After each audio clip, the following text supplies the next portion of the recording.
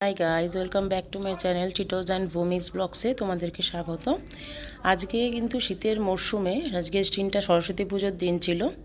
শীতের মরশুমে তাই চিন্তা করলাম একবার কড়াইশুঁটির কচুরি তো এই বছর বানানো হয়নি, তাই জন্য আমরা আজকে সরস্বতী পুজোর দিনে কড়াইশুঁটির কচুরি বানিয়ে ফেললাম।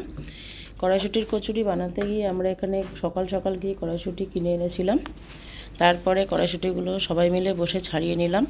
কড়াইশুঁটিটাকে ভালো করে ব্লেন্ড করে আমরা কচুরিটা রেডি করলাম। যেই কচুরির পুরগুলো ভরা হয়েছিল, পুরটা কিন্তু একটুও ফেটে যায়নি। তোমাদের সাথে পুরো ভিডিওটা আমি শেয়ার করছি।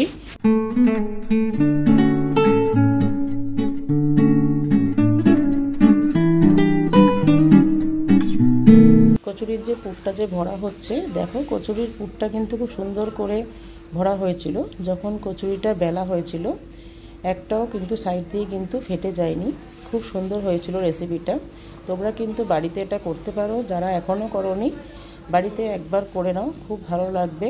ছোট আলুর দম আর কচুরি, কড়াইশুঁটির কচুরি খুব খেতে ভালো লাগে।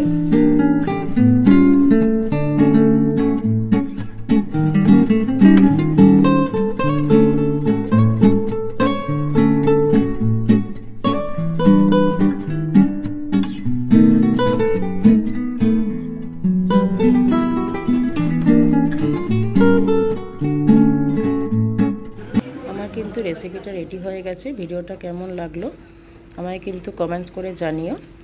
আর যারা আমার চ্যানেলে নতুন আছো, চ্যানেলটা সাবস্ক্রাইব করে দিও। পরের ভিডিও তোমাদের সাথে আবার দেখা হবে। চলো বন্ধুরা, টাটা, সবাই ভালো থেকো, সুস্থ থেকো।